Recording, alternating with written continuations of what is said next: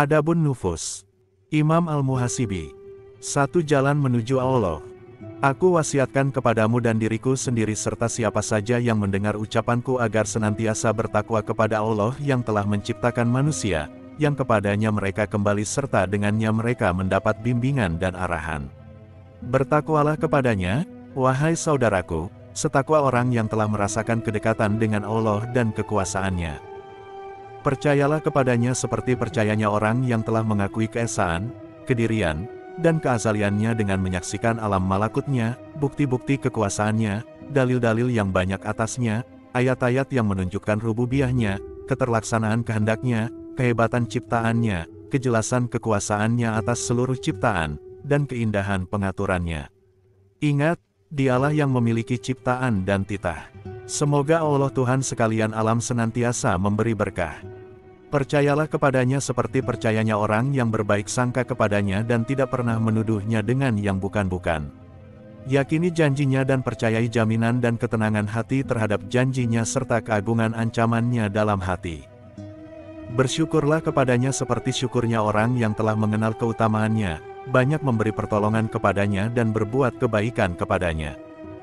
Kenalilah nikmatnya yang lahir maupun yang batin, yang khusus maupun yang umum. Ikhlaslah kepadanya seikhlas orang yang telah tahu bahwa Allah tidak akan menerima suatu amal kecuali jika ia bersihkan amal itu dari penyakit dan ia ikhlas kepada Allah, yang tidak memiliki sekutu dan tiada seorang pun membantunya bekerja. Ketahuilah, seorang hamba telah syirik dalam beramal jika ia menghias-hias diri. Berlagak saleh dalam amal-amal yang sebetulnya menuntut keikhlasannya, sehingga ia berbohong dalam amalnya, atau berbuat ria agar dihormati serta diagungkan karena keindahan ucapan dan kebaikan yang tampak dari perbuatan-perbuatannya, baik ia dalam keadaan tahu tentang dirinya ataupun tidak tahu. Seseorang tak akan selamat dari keburukannya kecuali ia lari dari tempatnya lalu ia beramal dan tidak suka amalnya dilihat orang. Jika suatu perbuatannya telah tampak di mata makhluk meskipun ia tidak menyenangi hal itu, lantas siapa bisa mempercayainya? Bukankah orang lain mesti memujinya atas apa yang tampak darinya itu? Kalau toh ia dipuji seseorang sedangkan ia tidak suka dipuji, maka pujian itu tak akan membuatnya senang. Tetapi, bila memang membuatnya senang, maka ia tak akan senang kepada perolehan dunia dengan sebab tertentu. Jujurlah dalam ucapan dan perbuatan sejujur orang yang telah mengetahui bahwa Allah mengetahui seluruh urusannya, yang rahasia maupun yang nyata, dan apapun yang disembunyikan hati kecilnya. Bertawakallah kepadanya seperti tawakalnya orang yang telah percaya pada janjinya dan merasa tenang dengan jaminannya, yaitu percaya akan pemenuhan janji Allah, rela akan ketentuannya, mempasrahkan diri pada perintahnya, iman terhadap takdirnya, serta yakin dan percaya terhadap surga dan nerakanya. Takutlah kepadanya setakut orang yang telah mengenal siksaannya, murkanya yang pedih, azabnya yang perih, kehancuran karena azabnya, al-mutslah, bekas-bekas dan peninggalan bangsa-bangsa yang dihancurkan karena mereka melanggar dan mendurhakai perintahnya. Ketahuilah bahwa tidak ada pegangan bagi siapapun yang dihinakan olehnya, dan tidak ada kehancuran bagi siapapun yang diberkati, didukung, dijaga dan dilindungi olehnya. Tidak ada kesabaran bagi seseorang atas hukuman dan siksanya. Berharaplah kepadanya seperti berharapnya orang yang membenarkan janjinya dan menganggap nyata balasan pahalanya. Bersyukurlah kepadanya seperti syukurnya orang telah menerima kebaikan-kebaikannya, telah memperbaiki amal kepadanya, menghampirinya, dan memberinya penghormatan. Malulah kepada Allah seperti malunya orang-orang yang mengenal keutamaan dan anugerahnya yang banyak serta mengetahui kekurangan dirinya dalam mensyukuri nikmatnya dan kesetiaannya yang sedikit terhadap janji-janjinya sekaligus kelemahannya dalam menjalankan kewajiban. Kemudian ia tidak mengenali sesuatu dari penciptanya kecuali hanya perjindungan yang indah, kesehatan yang prima, pemberian nikmat yang terus-menerus, kebaikan yang abadi, serta kedermawanan dan pengampunan yang besar. Ketahuilah bahwa Allah telah mewajibkan beberapa kewajiban lahiriah dan batiniah. Dia telah mensyariatkan sejumlah syariat atasmu, menunjukkanmu pada syariat-syariat itu, memerintahkanmu untuk melaksanakannya dan menjanjikanmu pahala yang besar atas kebaikan pelaksanaanmu terhadap syariat serta mengancammu dengan siksaan yang pedih atas kelalaianmu dalam melaksanakannya sebagai simbol kasih kepadamu dan mengingatkanmu sebagai simbol cintanya kepadamu. Karena itu, tegakkanlah perintah-perintahnya dan disiplinlah terhadap syariat-syariatnya. Ikuti sunnah nabinya dan atsar para sahabat. Ikuti sirah mereka dan berperilakulah sesuai etika mereka. Tempuh jalan mereka dan cari petunjuknya. Bertawasulah kepada Allah dengan mencintai mereka dan orang-orang yang mereka cintai. Sebab, merekalah orang-orang yang kembali kepada Allah dan menuju maksudnya serta karena Allah memilih mereka untuk menemani nabinya sehingga menjadi kekasih dan pengikut setianya. Menuruti jejak kaum saleh. Ketahuilah saudaraku, tanda-tanda cintamu kepada mereka adalah konsistensimu terhadap cara dan sunnah mereka dengan diiringi sikap istiqamah hatimu, kesahihan amalmu, kejujuran lidahmu, dan kebaikan tindakanmu dalam melaksanakan urusan dunia dan akhirat, sebagaimana kaum yang ada dalam keadaan demikian. Hal itu akan mewujudkan kesungguhan pengakuan cintamu terhadap mereka dan keteguhanmu dalam memegang sunnah mereka. Jika perkara-perkara itu benar ada pada, dan muncul dari, dirimu seperti benarnya perkara-perkara itu ada pada, dan muncul dari, diri mereka, maka engkau benar-benar mencintai kaum itu dan mengikuti mereka dengan baik. Jika engkau mengaku mencintai mereka sedangkan perbuatanmu bertentangan dengan apa yang mereka perbuat, tidak istiqamah terhadap jalan yang mereka tempuh, berarti engkau cenderung bersepakat dengan hawa nafsumu, menyimpang dari sikap mereka dan engkau tidak jujur dalam pengakuanmu. Janganlah sekali-kali pada satu sisi menentang jalan mereka, sementara pada sisi lain mengaku bahwa engkau berada di jalan mereka. Bila engkau melakukannya, sungguh engkau adalah orang bodoh sekaligus pembohong. Engkau akan mendapatkan kemurkaan dari Zat yang Maha Mengetahui lagi Maha Lembut. Akan tetapi, pengakuan dan permohonan ampun adalah lebih utama bagi siapa saja yang memiliki sifat seperti itu. Saudaraku, hendaklah engkau memiliki peran dajjal kebenaran. Sesungguhnya telah dikatakan, pasti datang suatu zaman kepada manusia ketika orang yang mengakui kebenaran akan selamat. Iblis. Bagi iblis, tidak ada yang lebih mengagumkan daripada kegelapan, kepekatan, dan padamnya cahaya kalbu. Baginya, tidak ada yang lebih berat daripada cahaya, kebeningan, kebersihan, dan kecemerlangan. Sesungguhnya tempat iblis hanyalah kegelapan. Jika kegelapan tidak ada, maka tiada tempat baginya, dan ia tak mampu bertahan dalam cahaya dan gemerlap. 2. Merawat jiwa. Jika engkau mengenal kebenaran, berarti engkau mengakuinya.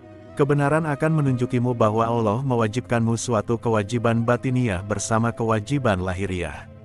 Yaitu, pembenaran rahasia-rahasia, keinginan yang istiqamah, niat yang jujur, tekad yang bulat, hati yang bersih dari segala yang dibenci Allah, dan penyesalan seluruh pelanggaran terhadap larangan Allah pada masa lalu dengan hati dan anggota tubuh. Itulah perintah yang dijadikan Allah sebagai pelindung atas perbuatan-perbuatan anggota tubuh. Karenanya, apapun pekerjaan lahiriah manusia, disaring dulu lewat batin. Apapun yang sesuai dengan batinnya, maka jadilah dan diterimalah lahirnya. Apapun yang bertentangan dan merusak batinnya, maka perbuatan-perbuatan lahiriahnya akan dikembalikan kepadanya meskipun banyak jumlahnya.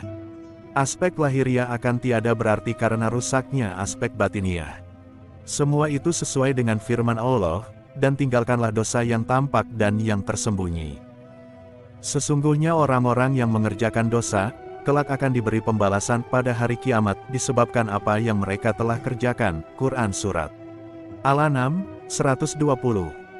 Sesuai pula dengan sabda Nabi, sesungguhnya semua pekerjaan tergantung niat dan sesungguhnya, balasan, bagi tiap orang adalah sama dengan apa yang ia niatkan. Nabi juga bersabda, dalam diri Bani Adam manusia terdapat segumpal daging yang bila kondisinya baik, baiklah seluruh jasadnya, bila rusak, rusaklah seluruh jasadnya atau amalnya, ingat itu adalah hati. Juga sabda Nabi, sesungguhnya malaikat pasti akan membanyak-banyakkan pekerjaan manusia setelah wafatnya, di sisi Allah. Kemudian malaikat berkata, hambamu masih bersamaku sampai engkau mewafatkannya. Lalu ia menyebutkan kebaikan-kebaikan amalnya, melebih-lebihkannya, membagus-baguskannya, dan memberikan pujian kepadanya. Kemudian Allah berfirman, engkau benar-benar menjaga amal hambaku dan aku benar-benar mengawasi hatinya. Sesungguhnya amal hambaku yang engkau banyak-banyakkan dan bagus-baguskan belumlah tulus bagiku. Aku tidak akan menerima amal hambaku kecuali yang tulus kepadaku. Oleh karena itu, kenalilah jiwamu. Periksalah kondisi-kondisi jiwamu dan carilah simpul hati kecilnya dengan perhatian dan kasihmu kepadanya. Sebab, engkau tidak memiliki jiwa selainnya. Jika jiwamu rusak, maka itulah bencana dan kehancuran terbesar. Saudaraku, perketatlah pengawasan kepada jiwa dengan mata yang awas dan tajam sehingga engkau mengenal bencana-bencana amal jiwa dan kerusakan nuraninya sekaligus mengetahui apa yang menggerakkan lidahnya. Kemudian ambil hawa nafsunya yang nyata lalu kendalikan dengan hikmah ketakutan dan perlawanan yang tepat kepada jiwamu.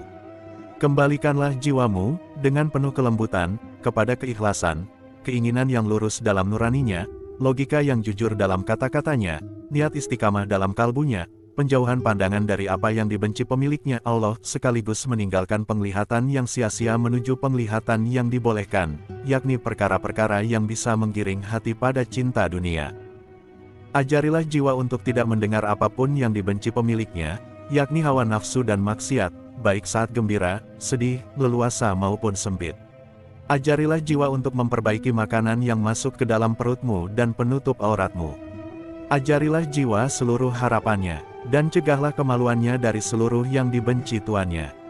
Bersamaan dengan itu, awasi dan hilangkan kelengahan-kelengahan dari hatimu pada setiap gerak dan tenangmu.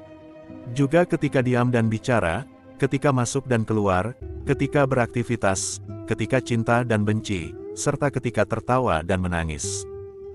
Perhatikanlah itu semua karena setiap jenis yang kami sebutkan memiliki satu sebab bagi nafsu, satu sebab bagi ketaatan, dan satu sebab bagi kemaksiatan. Jika engkau lalai, menuruti hawa nafsu, serta lupa memeriksa niatnya, maka seluruh yang aku sebutkan untukmu bisa menjadi sumber kemaksiatan. Jika engkau terjerembab dalam kelalaian kemudian kembali awas menentang hawa nafsu diri, jiwa, maka penyesalan atas kelalaian dan kejatuhan diri akan membayangimu. Semua itu akan kembali menjadi suatu kebaikan dan ketaatan bagimu. Karena itu, periksalah ia dengan perhatian yang dinamis. Sebab, sesungguhnya saat itu engkau tengah memotong jalan maksiat dari iblis dan membuka pintu kebajikan. Tidak ada kesuksesan yang terwujud kecuali dengan perkenan Allah yang Maha Agung. Zuhud.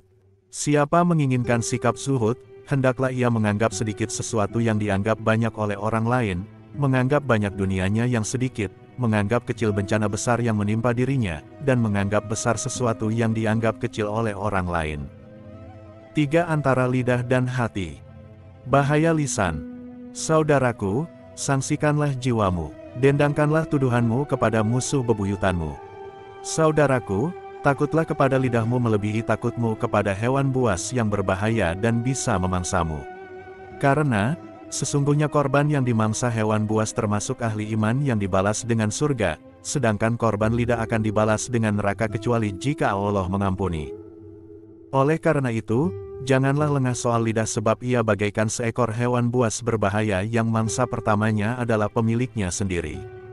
Tutuplah pintu omonganmu sekuat-kuatnya, kemudian jangan membukanya kecuali jika harus membukanya. Jika engkau membukanya, maka hati-hatilah. Ambillah kebutuhanmu untuk berbicara sekadarnya saja dan tutuplah lagi pintu lisan itu. Janganlah lengah dalam hal ini. Jangan pula berlebihan dalam berbicara. Jika engkau berlebihan dalam berbicara, itu sama saja dengan merusak dirimu. Pasalnya, diriwayatkan bahwa Rasulullah Shallallahu Alaihi Wasallam pernah bersabda kepada Mu'adz, tidak mungkin manusia akan terus dengan hidung mereka di dalam neraka kecuali karena hasil panen lidah mereka. Seseorang bertanya kepada Nabi, apa yang mesti aku jaga? Lantas Nabi menjawab, ini, yaitu, lidahmu. Seorang sahabat yang lain bertanya kepada beliau, apa yang paling engkau takutkan atas diriku? Nabi menjawab, ini, sambil memegang lidahnya sendiri. Sahabat yang lain bertanya, apakah keselamatan itu? Lalu beliau menjawab, jagalah lidahmu, anggaplah rumahmu luas, dan tangisilah kesalahanmu. Nabi Shallallahu Alaihi Wasallam bersabda, siapa diam, ia akan selamat. Beliau juga bersabda, siapa senang jika mendapatkan keselamatan, hendaklah ia senantiasa diam. Umar ibn Khattab datang menemui Abu Bakar sambil menggerakkan ujung lidahnya, maka Abu Bakar bertanya, apa yang engkau lakukan? Umar menjawab, inilah yang menjadi sumber kehancuran. Abu Awla ibn Masta berkata, tidak ada hukuman penjara yang lebih panjang dari hukuman karena lidah. Dan masih banyak lagi berita-berita tentang lidah. Karena itu, janganlah melalaikan lidah mengingat ja adalah bagian tubuh yang banyak melakukan kejahatan. Kejahatan yang paling sering engkau dapatkan dalam lembaran amalmu pada hari kiamat adalah kejahatan yang diucapkan lidahmu. Kebajikan yang paling banyak engkau dapatkan dalam lembaran amalmu adalah kebajikan yang dilakukan hatimu. Keutamaan amal hati. Amal hati orang bijak dan memiliki wawasan kebajikan merupakan amal-amal yang tersembunyi dari iblis dan malaikat. Sebab, kerja hati adalah amal yang suci dan bersih dari kerusakan. Bersama ketersembunyiannya terdapat bekal bagi pelakunya, sekaligus pahala yang besar, keselamatan dari serangan musuh dan hawa nafsu. Hal itu karena gerak hati adalah amal yang tertutup dari pandangan mata manusia, yang bisa dilakukan dengan cara berdiri, duduk, maupun berbaring. Mereka itulah ahli al-albab sebagaimana firman Allah, yaitu orang-orang yang mengingat Allah dalam keadaan berdiri, duduk dan berbaring. Quran Surat Ali Imran 191. Zikir terbanyak mereka adalah tafakur, sebagaimana firman Allah, dan mereka memikirkan tentang penciptaan langit dan bumi. Quran Surat Ali Imran 191. Merekalah kaum beriman yang merupakan al-ihmal, yaitu yang menyembah Allah dengan suatu ibadah yang tidak pernah tampak dari manusia. 4. Merawat kalbu. Ikatlah kalbumu, saudaraku, dengan dorongan-dorongan akhirat dan tautkanlah dengannya. Jagalah hatimu dari dorongan-dorongan dunia dan ingatan yang mendorong kepada ketamakan dan ambisi tertentu. Jangan izinkan hatimu ditemani oleh sesuatu, dunia, yang merepotkan bila dicari dan bisa memadamkan cahaya hati. Jadilah orang yang antusias memadukan antara hati dan tindakan-tindakan terpuji. Takutilah dirimu dengan hukuman dunia, yang terbayang di benak, dan sedikitnya kemampuanmu untuk bersyukur. Perbanyaklah pengetahuanmu tentang kelemahan syukurmu sehingga jiwamu dihindarkan dari pikiran-pikiran tentang masalah dunia dan hasrat untuk mendapat kelebihan duniawi. Jika engkau dapat menenangkannya dari ingatan akan kelebihan duniawi dan membawanya ke tingkat ketakutan terhadap apa yang di depannya, maka engkau akan merasa puas dan rela sekaligus terbebas dari tuntutan dunia dengan ketamakan dan ambisinya. Sehingga, engkau akan kembali ke akhirat dengan antusiasme dan hasrat terhadapnya, karena sesungguhnya nafsu itu dibangun atas dasar ketamakan. Bahaya ketamakan pada dunia. Tempat munculnya antusiasme dan hasrat terletak pada ketamakan, sedang pembinaan jiwa juga didasarkan pada kaidah-kaidah ketamakan. Ketamakan terhadap dunia menjadikan ketamakan sebagai sarana mencari kelebihan dunia. Sebaliknya, ketamakan terhadap akhirat menggunakan ketamakan sebagai alat mencari tambahan amal akhirat dengan bersikap antusias dan berhasrat padanya. Seorang bijak ditanya, apa wahana ketamakan? Sang bijak menjawab, kerakusan, ambisi, dan mengedepankan keinginan. Di mana saja nafsu menempati ketamakannya, maka nafsu telah menghadirkan perangkatnya, mengumpulkan alatnya, dan bersungguh-sungguh dalam menuntutnya. Jika nafsu berhasil memaksa orang untuk menuruti hawanya, maka ia telah memperbudaknya, melemahkannya, menghinakannya, mengejutkannya, meletihkannya, merampas akalnya, menginjak kehormatannya, mengabaikan harga dirinya, dan memisahkannya dari agamanya. Meskipun ia seorang yang alim, berakal, cerdik, cerdas, fasih, bijak, dan mengerti, tetap saja ia dikotori dan dijatuhkan. Mungkin untuknya walaupun orang itu alim dan pintar. Hawa nafsu akan menjadikannya orang yang bodoh, dungu, tolol, dan lembek setelah sebelumnya dia menguasai berbagai ilmu. Dengan diturutinya hawa nafsu berarti nafsu telah menuangkan sebuah cangkir beracun sehingga membuatnya tergiur. Lalu ia dengan ilmu, akal, pemahaman, serta ketajaman hikmah dan pandangannya menjadi tergiring dan terseret oleh hawa nafsunya. Ia pun mendapatkan celaan di dunia dari para pemuka dan tokohnya. Jadi telantarkan dari nikmat Allah dan pandangan manusia yang kritis. Riwayatnya pun berakhir dengan penyesalan yang panjang, baik ketika meninggal dunia ataupun pada hari kiamat.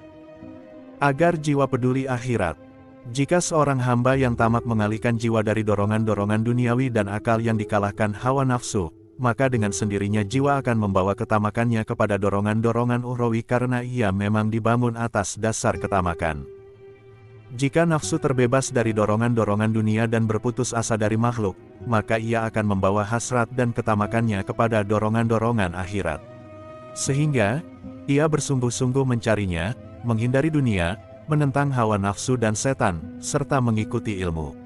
Ia menjadi mitra akal dan bersabar atas apa yang menunjukkannya kepada kebenaran sehingga ia selamat dan menyelamatkan. 5. Takut dan sedih.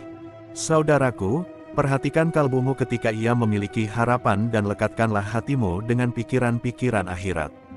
Jangan meninggalkan kalbu dan ajaklah ia membayangkan kengerian masa depan ketika telah berpisah dengan dunia dan meninggalkan apa yang diusahakan penghuninya dalam jiwa mereka, dalam mengotori kehormatan, berlaku sombong, dan mengurangi nilai-nilai agama. Kemudian mereka meninggalkan itu semua dan mendatangi Allah seorang demi seorang. Pada saat itu, muncullah ketakutan alam kubur, pertanyaan malaikat munkar dan nakir, kengerian-kengerian hari kiamat, keterdiaman di hadapan Allah, serta pertanyaan mengenai ucapan dan perbuatan mereka, sampai yang seberat biji ami atau sarah. Dan, pertanyaan kepadanya tentang masa muda, bagaimana ia menghabiskannya, usia, bagaimana ia mengisinya, harta, dari mana ia memperolehnya, dari siapa ia menghindarkannya, dan untuk apa ia membelanjakannya, ilmu, apa yang ia perbuat dengannya, serta seluruh perbuatan, baik yang dilakukannya dengan jujur ataupun dengan bohong. Saudaraku, bila kalbumu sibuk dengan hal seperti itu dan nyaman dengannya, padahal engkau memiliki susunan akal yang sehat, maka hatimu akan menimbang lidahmu, dan engkau tidak terbebas dari ketakutan yang lazim serta kesedihan yang berkelanjutan dan kesibukan yang membelenggu kalbumu. Aksi iblis menyerbu hati. Sesungguhnya iblis memagarimu dalam area dosa melalui bisikan nafsu dan kehancuran, kerusakan hatimu. Hati rusak jika kosong dari ketakutan dan kesedihan yang seharusnya memenuhinya. Pada saat itu iblis membisiki hati dengan rayuan tentang harapan-harapan duniawi, bagaimana harus mengumpulkannya karena perasaan takut miskin yang disertai mendekamnya panjang angan-angan dalam hati, keberpalingan hati dari Allah, terputusnya tanda-tanda keagungan Allah darinya, dan kekosongannya dari rasa hormat dan rasa malu terhadapnya. Jika iblis menemukan hati dalam keadaan terisi, maka ia merasa terganggu dan menjauhinya tanpa menemukan jalan masuk dari kiri kanannya. Sebab, hati yang penuh dengan rasa takut, al-khauf, kesedihan, dan pikiran adalah hati yang terang dan bercahaya. Seorang hamba melihat jalan masuk iblis dengan cahaya hatinya, maka ia menolak ajakannya dan berpegang teguh kepada cahaya hatinya yang dikokohkan Allah sehingga ia sanggup mengalahkannya. Lalu iblis lari terbirit-birit menuju hati yang telah kehilangan ketakutan, al-khauf. Maka, iblis menghancurkan dan menganiayanya sehingga tidak ada sedikit pun cahaya di dalamnya. Bagi iblis, tiada yang lebih berat ketimbang cahaya. Jika menemukan cahaya, ia merasa terganggu dan menjauh. Ia tidak mampu melawan cahaya kecuali jika manusia lalai. Hati yang bercahaya adalah hatinya orang yang selalu awas dan siaga. Jika hatinya lengah, maka ia mati, menjadi gelap, dan cahayanya padam sehingga segala sesuatu yang dirancukan atau dikeruhkan sang musuh menjadi susah dibedakan. Dengan begitu, iblis telah melakukan penipuan terhadap manusia dan memenuhi hatinya dengan kelalaian, kemudian ia memagarinya dengan dosa-dosa. Jika ia memaksakan diri untuk bangkit, sedangkan ia rida dengannya, maka ia akan dikuasai oleh kegelapan yang lebih pekat sehingga menggelapkannya. Lalu, iblis menghuni hatinya sehingga ia melakukan dosa-dosa kecil sampai terjerumus ke dalam dosa-dosa besar. Bagi iblis, tidak ada yang lebih mengagumkan daripada kegelapan, kepekatan, dan padamnya nur kalbu. Baginya, tidak ada yang lebih berat daripada cahaya, kebeningan, kebersihan, dan kecemerlangan. Sesungguhnya tempat iblis hanyalah kegelapan. Jika kegelapan tidak ada, maka tiada tempat baginya, dan ia tak mampu bertahan dalam cahaya dan gemerlap. Aku telah mendapatkan berita bahwa Nabi Muhammad SAW sangat benci manakala memasuki rumah yang gelap sampai ia diterangi oleh lampu-lampu. 6. Takut dan mawas diri kepada Allah. Sesungguhnya makam paling mulia dan terhormat adalah takut dan mawas diri kepada Allah, murakabat Allah. Di antara sikap mawas yang terbaik adalah mawas yang dilakukan manusia dengan rasa syukur atas nikmat, pengakuan terhadap keburukan, dan permintaan ampun atas kesalahan, sehingga hatinya terbiasa dengan situasi ini dalam seluruh perbuatan. Tatkala lengah, ia mengembalikannya kepada makam ini, dengan izin Allah. Di antara pengertian mawas kepada Allah, murakabat Allah, adalah meninggalkan perbuatan dosa, melepaskan diri dari kesibukan duniawi, dan senantiasa memiliki perhatian untuk mengevaluasi diri. Di antara amal hati yang bisa membersihkannya dan amat diperlukan adalah keikhlasan, kepercayaan diri, syukur, tawaduk, penyerahan diri, nasihat, serta mencintai dan membenci karena berharap ridha Allah. Sekecilnya nasihat adalah tentang sesuatu yang sulit engkau tinggalkan tapi engkau harus melakukannya. Bila engkau tak mampu dalam hal itu berarti engkau telah bermaksiat atas Allah dengan meninggalkan nasihat untuk hamba-hambanya. Yang lebih sedikit dari itu, jangan mencintai sesuatu yang dibenci Allah untuk seorang manusia dan jangan membenci apa yang dicintai Allah untuk mereka. Hal yang kami gambarkan ini merupakan kewajiban atas makhluk yang tidak bisa ditinggalkan walau sekejap pun, dengan hati maupun perbuatan anggota tubuh. Keadaan lain di atas ini, yang merupakan keutamaan fadilat, bagi hamba, yaitu membenci apa yang dibenci Allah untuk manusia dan mencintai untuk mereka apa yang dicintai Allah. Seseorang datang kepada Abdi Allah Ibn Al-Mubarak seraya berkata, "Berilah wasiat kepadaku." Jawabnya, "Mawaslah kepada Allah." Maka, orang itu bertanya, bagaimana cara mawas kepada Allah? Ia menjawab, hendaklah ia malu kepada Allah. Mawas diri dan munajat tergantung pada di mana engkau meletakkan hatimu. Hendaknya engkau meletakkan hatimu di bawah arasy, lalu bermunajatlah dari sana. Ada dua cara mengembalikan hati kepada mawas diri kepada Allah. Pertama, mengarahkan pandangan sekaligus mengingat ilmu, sesuai dengan firman Allah, sesungguhnya Dia mengetahui apa yang ada di dalam dada. Quran Surat Hud 5. Allah juga berfirman, Dia mengetahui apa yang ada di dalam diri kalian, maka berhati-hatilah terhadapnya. Quran Surat Al-Baqarah 235. Kedua, mengingat keagungan karena adanya kenikmatan.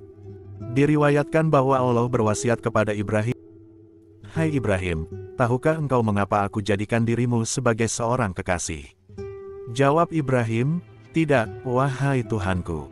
Jawab Allah, "Karena lamanya engkau berdiri di hadapanku." Dikatakan bahwa yang dimaksud dengan berdirinya Nabi Ibrahim itu adalah dengan hati, bukan dengan salat. Ini sesuai dengan Al-Quran, sesungguhnya kami telah mensucikan mereka dengan menganugerahkan kepada mereka akhlak yang tinggi, yaitu selalu mengingatkan manusia kepada negeri akhirat. Quran Surat Sad 46. Juga dengan hadis Nabi, sembahlah Allah seakan-akan engkau melihatnya, dan hadis dari Haritsah, seakan-akan aku melihat singgasana Tuhanku secara nyata. Etika mawas kepada Allah. Amal yang paling tinggi derajatnya adalah jika engkau menyembah Allah dengan gembira terhadap Tuhanmu, kemudian dengan penghormatan atasnya, kemudian dengan rasa syukur, kemudian dengan ketakutan, dan yang terakhir adalah dengan kesabaran. Bentuk-bentuk kesabaran adalah beragam, yakni tashabur, sabar jamil, beralih menuju ketakutan dan syukur, kemudian menuju pengagungan, dan menuju kebahagiaan. Siapa menginginkan sikap zuhud, hendaklah ia menganggap sedikit sesuatu yang dianggap banyak oleh orang lain, menganggap banyak dunianya yang sedikit, menganggap kecil bencana besar yang menimpa dirinya, dan menganggap besar sesuatu yang dianggap kecil oleh orang lain. Jika nafsumu mengajakmu kepada sesuatu yang memutus kebahagiaanmu, maka buatlah suatu hukum antara dirimu dan jiwamu berupa rasa malu kepada Allah. Sesungguhnya kaum yang cerdik pandai jika diajak nafsu, dengan tipu dayanya, untuk memutus diri mereka dari jalan keselamatan mereka, maka mereka menyidangkan nafsu mereka kepada rasa malu terhadap Allah sehingga nafsu itu dihinakan oleh hukum rasa malu. Jalan keluar dari ketertipuan adalah baiknya prasangka hati dan jalan untuk baiknya prasangka hati adalah melakukan apa yang dibenci demi Allah dan membohongi nafsu. Yang termasuk ketulusan adalah jika engkau senang ketika semua orang lebih baik dari dirimu sendiri. Diceritakan kepada Ibn Al-Mubarak tentang seorang ahli ibadah beribadah tanpa fikih, ia langsung berkata, seandainya saja antara diriku dan dirinya terdapat sebuah lautan. Siapa menjauh dari Allah, maka ia tidak akan pernah bersabar atas manusia. Sedangkan siapa menjauh dari selain Allah, maka ia tidak akan pernah bersabar dari manusia. Siapa membaca Al-Quran, maka ucapannya dan ucapan semua orang tak ada. Hari-hari itu sangatlah singkat, maka apa yang terjadi atas manusia jika ia menghibahkan dirinya kepada Allah?